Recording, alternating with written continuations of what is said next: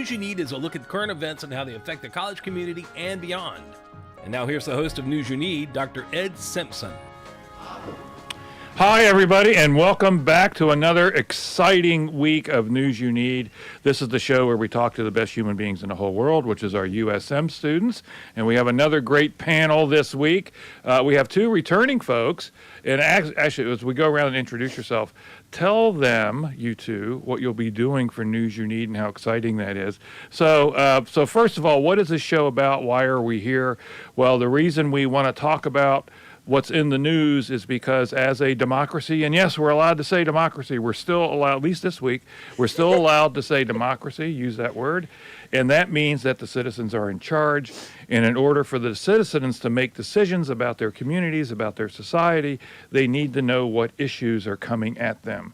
That's why we look at the news, that's why we report the news, that's why we care. So let's introduce ourselves really quickly and tell us maybe your name, where you're from, maybe your major, and then we'll take it from there. My name is Mallory Stribling. I'm from Oxford, Mississippi, and I'm an anthropology major, undergraduate. You're from Oxford? Yes. Well, I hear there's another university there. I've been told. Yeah, so I think that's awesome. How'd you get to USM? I didn't particularly take interest in Ole Miss. That is the university up there.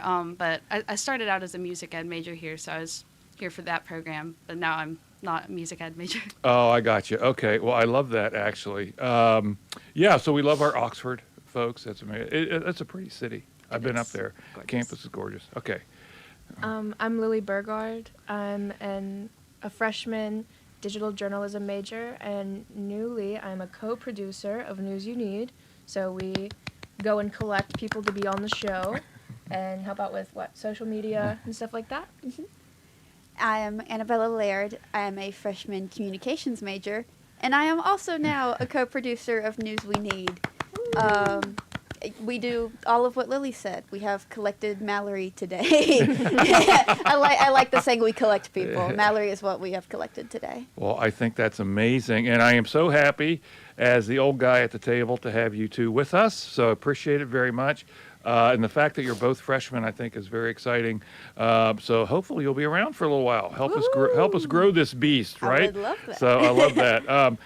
Now, what's your name again? Tell me. Mallory. Mallory, welcome to the show and welcome to the school.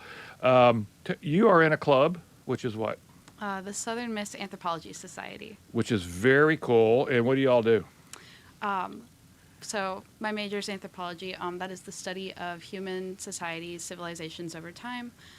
So we do, archaeology is a sub-branch of that. So we do some archaeology-focused stuff. We have a couple field schools. So we have the archaeology field school offered every other summer, alternating with the ethnography field school, and the archaeology field school is this summer. So we're excavating at the Mazik site in Natchez, Mississippi. That's where I live. Yeah. What is the Mazik site? What is that? That is a Native American site. Gosh, I'm not too Yeah, that's okay. Because I'm more the cultural side. Yeah, you're on the cultural side of things, which we will absolutely get into today. For sure. So when you say, and I love our anthropology folks. I love our anthropology faculty. And of course, that is the study of civilization. How is civilization doing? Yeah. Right? Yeah. So we're going to actually get into that today. So I love the student groups. Now, you two are not yet members of student groups, right? Kind of. I dabble a little bit. I'm in some group me's, but things for the semester haven't really started up yet for certain groups. Yeah, and I know our communication. Are you in our SMBJ? I'm not. You should. I should. Totally join that. I just joined this semester into the journalism program. You're right. Really so you're learning all this stuff. Yeah, I love that new. too. I love that too. So we'll get you in touch with the right people. And then communication studies group. I hope. Are you in the group me for that? Not yet. They have you join the group me after you've come to a meeting. Yeah. So there their you first first Okay. meeting is coming up next Friday. It so is, I I'm excited believe. for that. We're There having you go. That's exciting. vision board night. Yeah, So- vision board night. That's That's so right. fun. And I actually, know. we should totally invite the anthropology folks, by the way, to that. And I will say the Anthropology Society is open to all majors, and we're nice people. We don't bite, so if you Exactly. wanna I'm in join. Dr. Ledoux's anthropology class, Oh, and he's so nice. passionate about like telling us to join the anthropological society. He is. Dr. Yeah. Ledoux's great. Yeah, there you go. I love all that. Okay, so now this is, I'm telling you, we're having really interesting discussions on campus, at least among the faculty. So I would love to hear what are our students talking about. The world is very different from what it was 31 days ago. So what are our students talking about? What's news to them? Well, I would say one thing that we kind of touched on last time is obviously the current administration and sort of the executive orders that have been, I guess, put forth in recent times. Just like 30 a day. Yeah, this is quite a lot, and just the way they've been already very quickly affecting certain things. I know I have a friend who recently lost an opportunity working for the National Park Service as an intern because they Oh. lost funding. Wow. So interns got hit too. Oh, yeah. That's the most disgusting thing. That is some news I have kept up with. I'm so passionate about conservation Yeah, and me too, national me too. parks. And so seeing how, I mean, it was 1,000 employees in a day immediately laid off. I mean, It's crazy. they just want to, I mean, he said, drill, baby, drill. Drill. I mean, that's the plan. Just overturn. Oh, every time I everything. see that video of him, I'm just like, It gives me the chills. It's "Ooh," disgusting. It scares me. It's actually 3,400 employees that got Okay, laid off. I found yeah. out earlier. Oh. And considering I graduate in May, I'm a senior, and I really want to go into the National Park Service. That's scary, like losing funding in all these areas, and I don't Yeah. know what's going to happen. I don't know if I'm even going to be able to. Yeah, I think that that is a big part of what's going on, and certainly a big part of what faculty are talking about is the uncertainty, the chaos, and it makes it very difficult to breathe, let alone make plans, right? Oh, yeah. So what else? Sorry, students, I think that does make, I do hear that. Our students are concerned about national parks. That has come up to me before. What else are our thinking about, talking about? The egg prices, the increase in eggs. I know that's not like necessarily news itself, but the bird flu crisis. Yes, I That's was kind just of gonna say. Oh, yeah. Yeah. Yeah, and they're cutting funding in those areas too, like the people who were researching what was causing the crisis, because it's sort of been ongoing since 2022, but it's more picked up recently with like this strain that was found in humans. It was more so like in cows, cattle before. Yeah. But Yeah, so that is now this is and this has actually been one of my complaints actually about it's traditional in our national journalism is that we tend to focus especially the national folks tend to focus on, hey, this happened yesterday. Well, that's easy to do with all these executive orders, but what they too often fail to do is go back and see what the results of that are, right? So that's in fact a lot of what we try to talk to our students about is not look at just what happened, but what are the effects of what happened. And I think the egg prices and the bird what's the bird flu, bird virus, whatever. That's a really good example, right? Is this idea that you're cutting the services that are supposed to protect us from the next pandemic. And our students seem like they care. Or, Oh, are yeah. they engaged? Yes. I think so. I'm definitely Really? engaged. Definitely. You're all been- definitely- we make jokes. I mean, everyone makes Definitely jokes like, can't go to concerned. Chick-fil-A anymore. We're all going to get bird flu. Yeah. But then also, they stopped reporting the cases. I mean, there was an executive order to stop reporting any cases, so you have no idea when it's spreading. I've been looking at everybody because I found out that one of the symptoms is pink eye or I look Oh, at people, I'm gosh, like, you're joking. what's wrong with your eyes? Like, are they pink? You're looking a Yeah. little pink today. Yeah. Like, I'm Well, not we're sure. we're going to pick up perhaps with pink eye on the other. We'll take a break and we'll be back.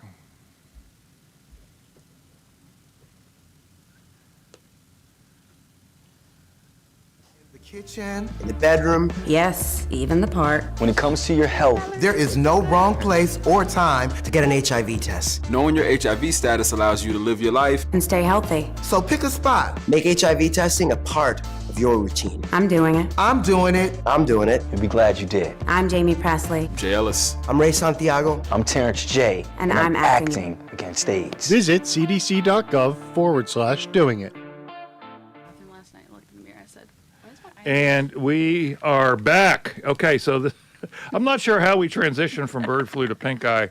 I don't think I was paying attention.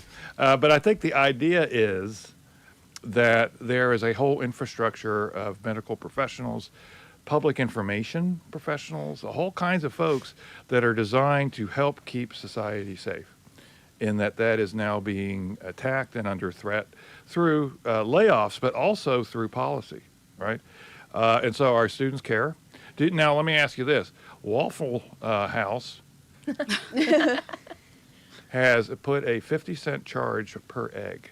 Oh, have they They really? have. Yeah, that's temporary, so they're not even putting it on their menus, but like, They tell you. yeah, they tell you. Yeah. Oh, that's crazy. I haven't been to Waffle House since that happened, I think. Really? Yeah. I went in there and I ordered my eggs just as normal, and I say, here's $1. Here's $1. So do we care? So now you said price of eggs. Now that is a artifact of the bird flu, right? There are just fewer hens out there laying eggs. Prices go up. Do our students care about the price of groceries? Yes. 100%. Oh, yeah. 100%. Somebody living off campus, 2 jobs. I care about the price of groceries for sure. Really? You got 2 jobs? Yeah. Wow. And I hear that so often from our students. So is one a campus job and one an off-campus job? They are both off-campus jobs. I'm a server and also a retail worker. Wow. So you see it coming and going. I do. So how are your customers in terms of prices? Well, Do they all comment as they pay the bill? some of them do. I talked about an ice cream upcharge last night, actually. I was at work. What? And somebody said something about it. What? I was like, I'm sorry. Is there an ice cream upcharge? How How much? $3. $3. Wow. $3. On a brownie. On a What? brownie. Do we know why? Is that eggs too? It's dairy. It's not Yeah. eggs. Well, no, it is eggs. There are eggs. I in think ice they're cream. eggs and ice cream. Yeah, I So think so. Really? Obviously Maybe milk. That's yeah. something so unexpected. I Like, I didn't wouldn't know think that it would affect that, but I guess it That's Well, crazy. might. it affects. It's scary to like really see it with your own eyes. Like, oh, this is changing.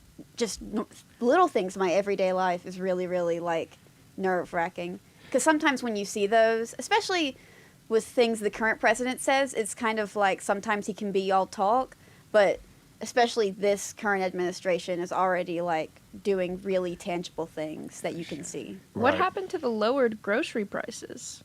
I thought that was his whole campaign. I thought the whole thing was that he was going to get in, he was going to lower the gas, he was going to lower the groceries. What happened? I think we're going in the opposite direction. Yeah, I was about to say, I think things have actually gotten much more Yeah, expensive. okay. What's going on? So there you go. So speaking of which, there was a poll.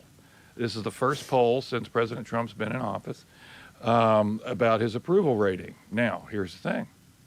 His approval is at 53%, higher than anybody except Obama in his first year in office. Wow.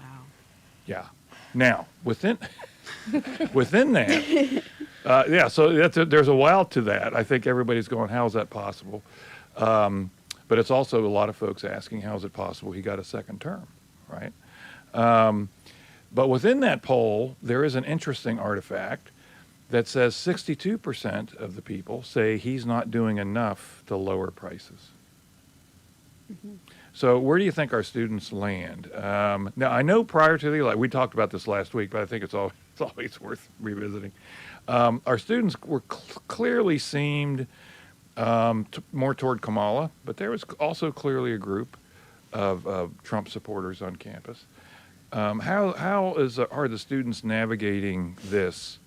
Do you ask other students who'd you vote for or anything like that? Is it coming up? Not particular. Well, I do. I say not particularly. I won't just like ask someone I just met, who did you vote for? That just leads to a whole lot of that. But I would say that the majority of people that I've interacted with were not for Trump, but there are definitely groups on campus that are. This is still Mississippi. So there were definitely, like, Turning Point USA is still present in USM. There's still definitely people on campus that were for Trump and still are. Honestly, I wouldn't know what the ratio of for Trump to against Trump would be. I want to say it skews more towards Kamala, but I'm not entirely sure. I Yeah. would say that it's about half and half. I did have somebody approach me yesterday about that group that's kind of being advertised. Southern Pride doesn't have to be controversial, but I had them explain it to me a little bit, and I think it's What's good. it called? I don't think Southern it's- something? It's like Southern Pride doesn't have to be Southern controversial. Pride. Oh, okay. Yeah, but I don't think they have a name for the group yet. It's not. I think the first meeting is like next week, but I had him explain a little bit of it to me, and it sounded like he wants to promote like all of the history of like, you know, the South, and like it's good to know that, but also you can get a little carried away with that, and certain people will get a little carried away with that and use it for, you know, stuff that they Interesting. shouldn't. Like, there's also something I saw in McGee. There's this group that's coming more toward the light. I think they were put in the news last year, but I forget what they're called, but they're like a white supremacist group, and I don't know. I saw something about it on Facebook, but, which I know that's not like a great place to get news. It's like, Well, actually, we should talk about that at some point. In fact, we'll talk about it next, but I do want to stay on this a little bit. So do you think the current climate is opening the door to folks that may have these proclivities but felt they could not speak them publicly before, and now they do? Oh, for sure. I certainly Yes. think so. And that's probably why his approval rating has gone up. Is now people are like, "Yay! I can be horribly racist. I'm so excited." I've Wow. seen people who are now, it's like there's like a gleam in their eye when they get to say something mean to people or are able to attack certain groups on social media. Or the people who are like, I'm gonna call ICE on you now because Yeah, like, and they feel because so Trump's in good about office. that. Like, They've wanted to do that for girl, so no. long. Wow. You're asking about like how to, I guess, in knowing if there's other people's political affiliations, what they are, and I just try to feel people out. Like I don't come out and ask. You kind of just have to be like, It's the vibes. you Yeah, know, sometimes you can just kind of, how do we? they'll say a thing and you're like you, Yeah, you can kind you of have tell. to, you just have to be very aware of all Yeah. the different beliefs that, you know, people who are more supportive of Trump typically hold. Or they'll say certain things that, like, generally, like, at face value are okay, but if you, like, kind of know the context behind it, like, I see a lot of, like, the Turning Point USA people, they'll talk about, like, we just want to promote America and we want to promote free speech, but if you really get into it, they have pins on their tables that say abolish communism and abolish abortion and all this stuff. So sometimes when people say we're just pro-America and we're pro-free speech, it can kind of mean other underlying things. Yeah, it tends to mean the opposite. A To little bit. speak on the pro-America thing. Yeah. Okay, so I don't understand how we can have a golden age of America when prices are as high as they are. And one of my favorite things about America, I think it's an absolutely beautiful country. I've traveled to the West Coast, I've traveled to the East Coast, I've gone in between. The best part of our country is the landscape. It's the beauty, the sheer beauty, and the diversity of how everything looks. So I don't understand how you can claim you're for a golden age of America while destroying what's most beautiful about it.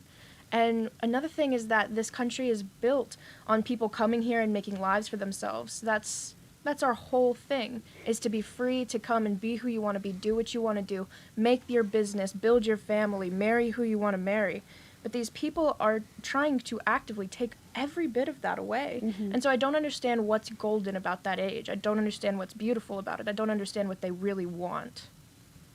I don't understand the utopia that they're looking for. And I don't know if I ever will. Yeah. Basically. Summed it up. Yeah, I'm not sure I've heard the golden age thing yet, although I'm not neither. surprised over that.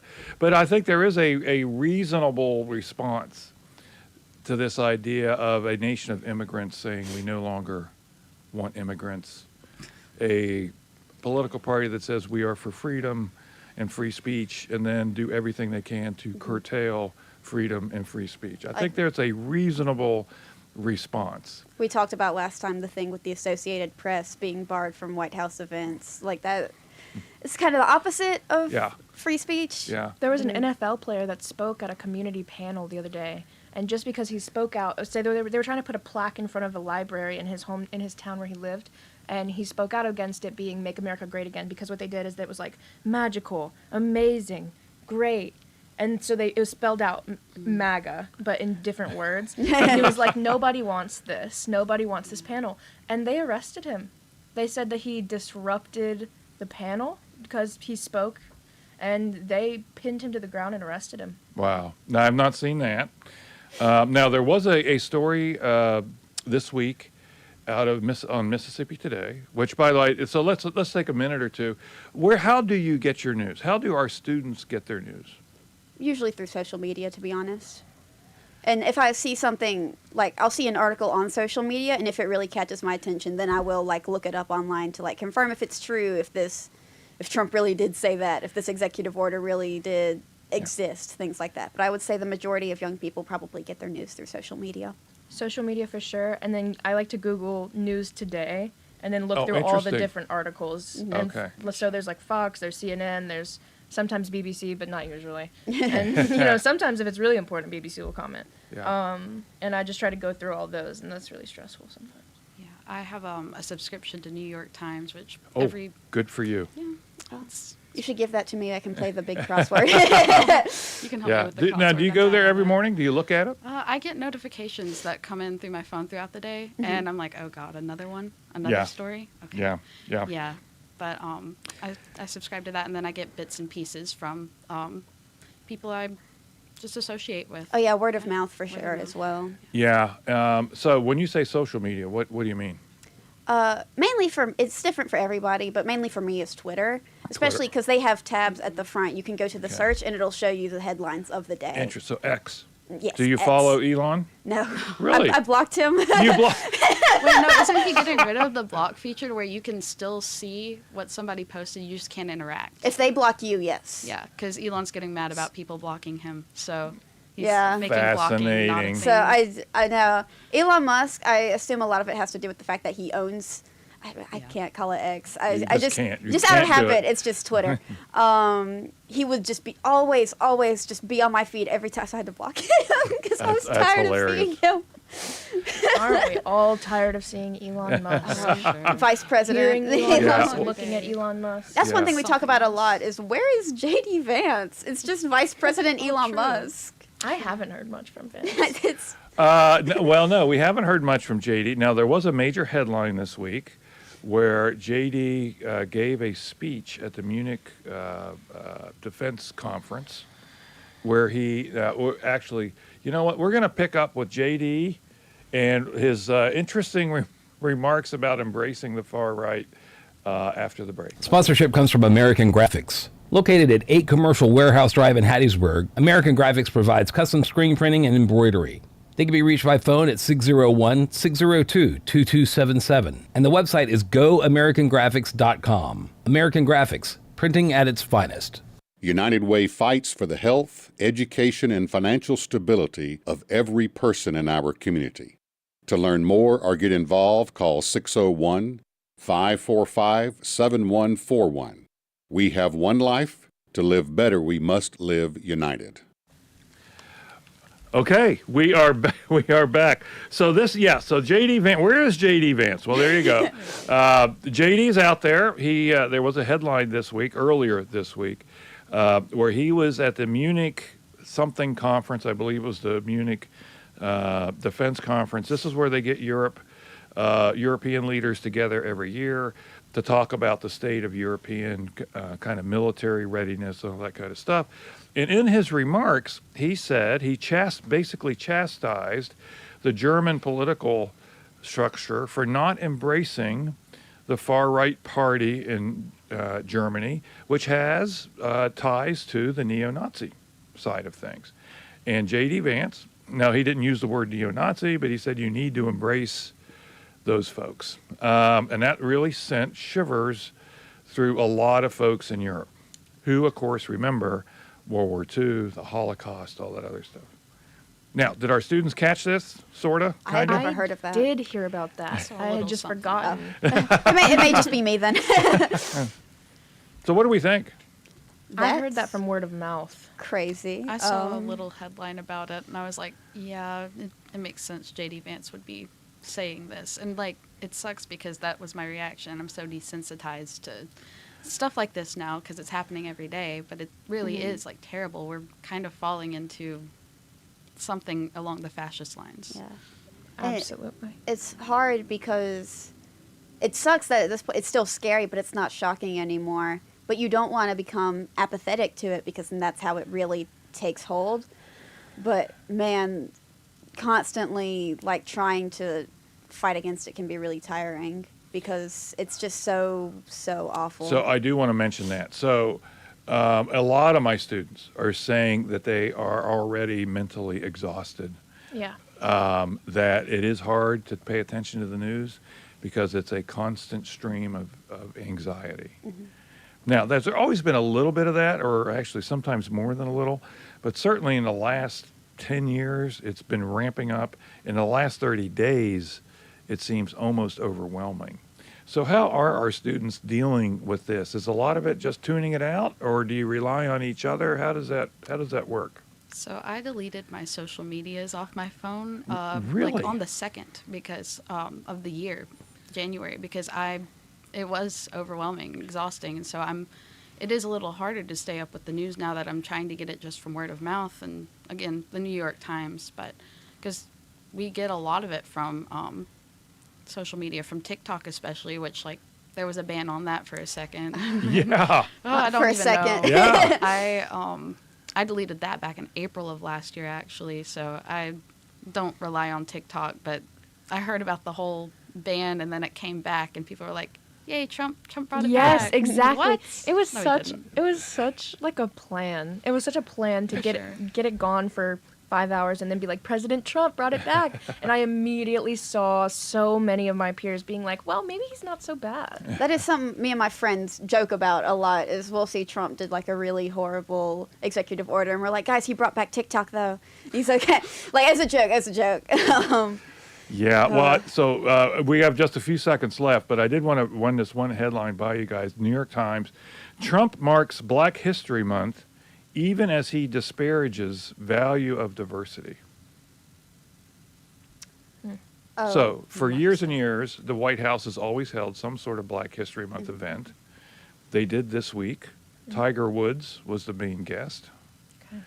At the same time, his Department of Education is putting out directives to all universities to scrub any mention, any use, any programming involving anything close to DEI, diversity, equity, and inclusion. What do we think of that?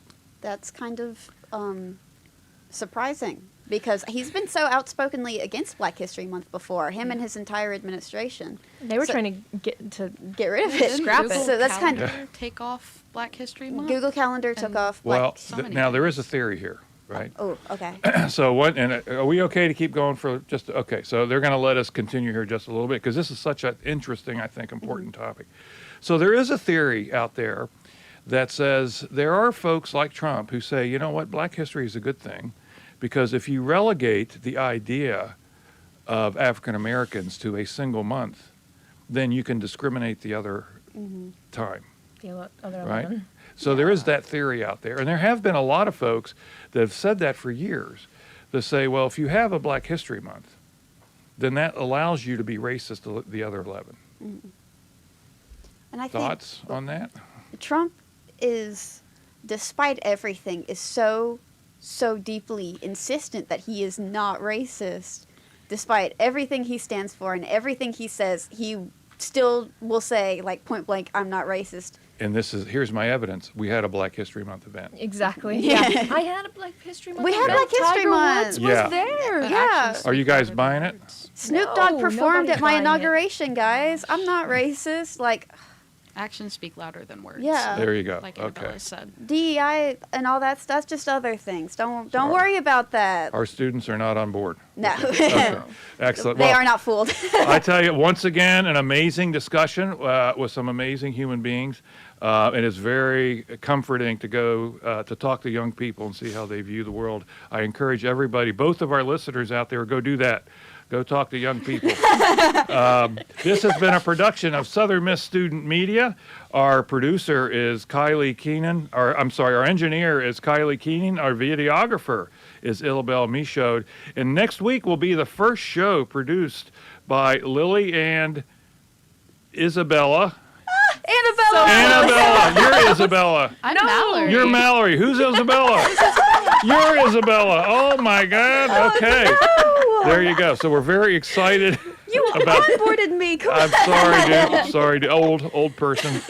And our videographer is Isabella Michaud. So there you go. We will be back next week with more shenanigans.